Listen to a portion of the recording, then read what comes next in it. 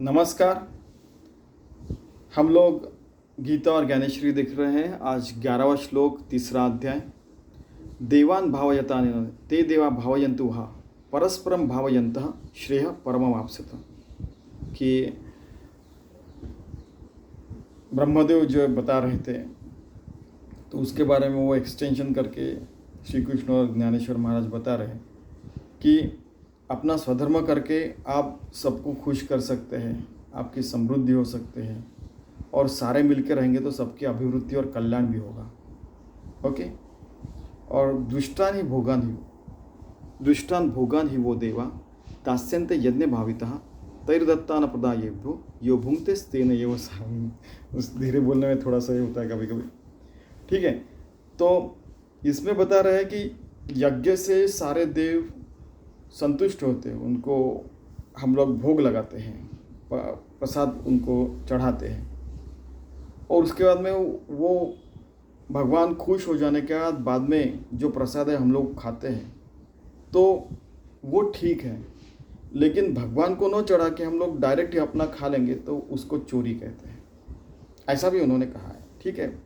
देखिए कितना सुंदर तरीके से बताया कि हमें जो जीवन मिला भगवान की कृपा से मिला है, अन्न जो मिल रहा है भगवान की कृपा से मिल रहा है, तो उनको समर्पित करके ये जो जीव को भगवान के कृपा से मिला तो वो भगवान की कृपा से मिला हुआ अन्न, भगवान से कृपा से मिली हुई जो जिंदगी उसको खिलाना चाहिए।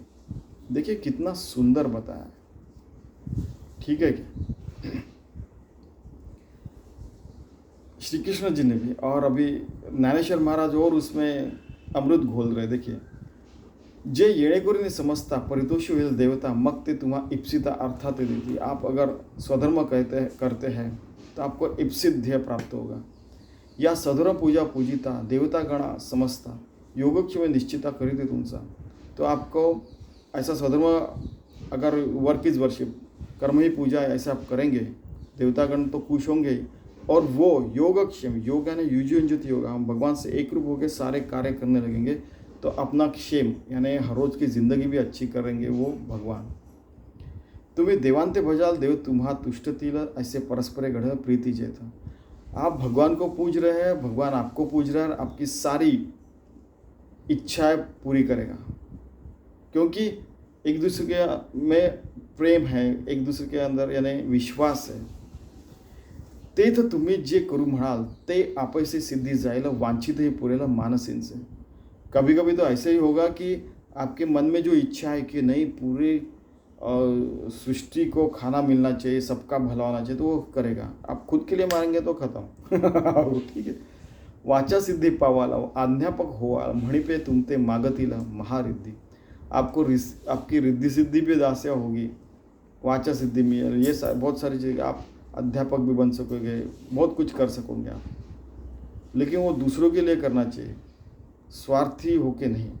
तैसे ऋतुपतीचे द्वार वनश्री निरंतर वोळगे फळभार लावण्य से। ऐसे ही जैसे कई लोग बोलते हैं कि इसकी ऐसी हमारे यहाँ पे प्रॉवर्ब है और क्या है वो कहावत है, तो ये यहाँ से ही है। अपने 1500, 1600, 1700, 1800 साल में, ये तो 11वें साल यानी 1100 जो था, 1211 में जैसे 1225 तक है जैसे ज्ञानेश्वर महाराज थे। ठीक है। उस समय ही उन्होंने लिख के रखा है कि जैसे वसंत ऋतु आता है तो फल और फूल आते उसके कारण कि जो पेड़ है वैसा झुका हुआ रहता है, नम्र रहता है। तो वैसे हमने नम्रता से अपने सारे सौंदर्य में रहना चाहिए, यानी कि हमारे सारे गुणों से हम लदबद चाहिए और फिर भी नम्र रहना चाहिए। अगर हम सारे गुणों से लदबद है और नम्र नहीं रहे तो अपनी ये रिद्धि सिद्धि ये सारी चीज़ें वो विफल हो जाएंगे। ऐसा ये ज्ञानेश्वर महाराज हमें अलर्ट कर रहे हैं, सावध कर रहे हैं। तैसे सर्व सुखे सहित देवांची मूर्ति म्हणतात येईल देखा काळ तुम्हा वाटी। यानी आप ऐसा करते रहेंगे तो भगवान आपके पीछे रहेगा और आपको हरदम सपोर्ट करेगा, जैसे पांडवों को श्री कृष्ण ने सपोर्ट किया था। ओके। सो ऐसे समस्त भोग भरित होवाल तुम्ही अनार्थ जरी स्वधर्म सधर्मिक निरत वार्तालाप, कि जैसे आप भोगों के पीछे भागने वाले नहीं है और अपना काम कर रहे हैं, और तो क्या होगा कि भगवान आपके साथ रहेंगे। का जालिया सकल संपदा जो अनुसले इंद्रिय मदा लुब्ध होने या स्वादा विषयांचा, अभी दूसरी साइड बता रहे हैं कि आपको ये सारी संपदा मिल गई, सारी संपत्ति, रिद्धि सिद्धि और सारी चीज़ें, और आप इंद्रियों के पीछे भागने लगेंगे, स्वाद लेने लगेंगे, बहुत सारे विषयांचा स्वादा, तो आपका अधपतन निश्चित है। तीही यज्ञ भावी की सुरी जे संपत्ति दिधली पूरी त्या सोमार्गी सर्वेश्वरी न भजेल जो, वो अपने स्वधर्म को नहीं करेगा और इसके पीछे भागेगा तो उनका गड़बड़ हो जाएगा। अग्निमुखी हवन न करेल देवता पूजन प्राप्त वेळे भोजन ब्राह्मणांचं, जो हवन नहीं करेगा, देवता पूजन नहीं करेगा और समय पे ब्राह्मणों का, यहाँ जहाँ ब्रह्मम जानाति सा ब्राह्मण, यहाँ जो ब्राह्मण उसी को कहते हैं ब्राह्मण, जो ब्रह्म जानता है और वो सारे यज्ञ याग कर रहा है, उनको अगर आप भोजन नहीं देंगे तो आप भगवान को भी भोजन नहीं देंगे।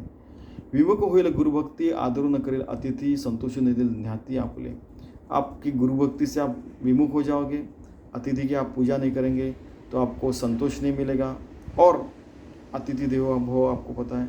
ऐसा स्वधर्म क्रिया हेतु आथिलेपणे प्रमत्त तू केवल भोगासक्त होईल, जो केवल भोगासक्त में रहेगा और अपना स्वधर्म नहीं करेगा उसका नाश निश्चित है। तया मग अपावो थोरू आहे जिणे ते हाथीचे सकळे जाए देखा प्राप्त ही नहीं रहा है भोगो भोगो, कि उसके हाथ से सब कुछ निकल जाएगा, हाथ का भी सब चला जाएगा।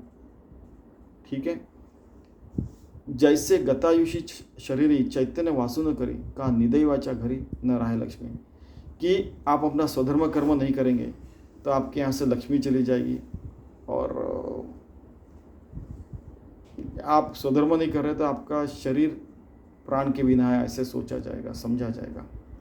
तो ऐसा स्वधर्म जरी लोपला, यानी स्वधर्म आपसे निकल गया, आपने नहीं किया, तरी सर्व सुखांचा थारा मोडला, आपके यहाँ के सारे सुख चले गए। जैसा दीपा से हरपला प्रकाश हो जाए, कि जैसे दीप में से चैतन्य चला है, वो ज्योत चली गई है। तैसे निजवृत्ती जीत सांडे तीर्थ स्वतंत्रते वस्ती न घडे आई का प्रजा हो है पुढे विरंची म्हणे, कि अपनी निजवृत्ति कभी भी उससे दूर नहीं जाना चाहिए, नहीं तो अपने को ना स्वतंत्रता रहती ना कुछ भी रहता है। ये विरंची ये बता रहे हैं आपको। ठीक है, कि ब्रह्मदेव विरंची आणि ब्रह्मदेव कह रहे हैं, म्हणून स्वधर्म जो सांडिला त्याचे काऊ दंडिला चोरू म्हणून हरिला सर्व सदाचं। इसलिए स्वधर्म से आप दूर जाओगे तो आपको चोर कहेंगे, क्योंकि आपका काम नहीं करे, आप दूसरे का काम करें तो आप तो चोरी कर रहे हैं ना, है कि नहीं। ठीक है, तैसी त्रिभुवनीची दुःखे आणि नानाविधे पातके दैन्य जाते तुदके तेथेंची वसे, उसके पास त्रिभुवन की सारी दुख आने लगते हैं। ऐसे होय तया उन्मत्ता मग्न सूटे बापा रुदता परी कल्पांती सर्वता प्राणीगण हो, प्राणीगण उसका पातक नहीं छूटता और त्रिभुवन के सारे दुख आते और कल्पांत के समय तक उसको मुक्ति नहीं मिलती। कल्पांत ने जब सारी की सारी चीज़ें एक स्वरूप हो जाएगी फिर से हिरण्य गर्भ में, अभी तो विस्तार है एवं बहुश्याम, फिर से बहुश्याम पूरा एक रूप हो जाएगा, तब तक उसको मुक्ति नहीं मिलेगी। म्हणून निजवृत्ती हे न संडावे इंद्रिय बरळो नेदावी ऐसे प्रजांति शिकोई चतुरानन। चतुरानन ने 4 मुख वाला है ब्रह्मदेव क्या कह रहे हैं कि अपनी निजवृत्ति जो है वो न संडाए ने वो अपना स्वधर्म कर्म करना नहीं छोड़ने का और इंद्रियों को कहीं भी जाने नहीं देने का, अपने काम में लगाने का, ऐसे सारी प्रजा को चतुरानंद सिखा रहे हैं। जैसे जळचरा जळ सांडे आणि तक्षणी मरण मांडे हा स्वधर्म तेणे पाड़े विसंबने। जैसे आपका स्वधर्म अगर आपने छोड़ दिया तो क्या होगा, जैसे जल बिन मछली हो जाएगा और आप मर जाएंगे, यानी मृतवत हो जाएंगे। म्हणून तुम्ही समजती आपुला लिया कर्मी उचिती निरत भावे पुरत पुरती मणिपत असे। इसलिए अपना कर्म उचित करना चाहिए और फिर आगे आगे बढ़ के आप मुक्ति आपको मिलती ही जाती है। देखिए हमें ज्ञानेश्वर महाराज, ब्रह्मदेव, भगवान विष्णु के अवतार श्री कृष्ण भी वही कह रहे हैं कि कर्म ही पूजा समझ के आप हर क्षण हर घड़ी काम कीजिए। युजीन ज्योति योगा भक्त विभक्त नसावे तरीच भक्त व्हावे, ऐसे भगवान से एक रूप होकर रहने का, सारे काम करने का। ऐसा करके ही हम लोग परमार्थ मार्ग पे चल सकते हैं और हर रोज़ की अपनी ज़िंदगी के सारे काम अच्छे करना चाहिए, तभी जो स्वधर्म है वो करना चाहिए, तभी हमें हर क्षण हर घड़ी मुक्ति मिल सकती है। धन्यवाद।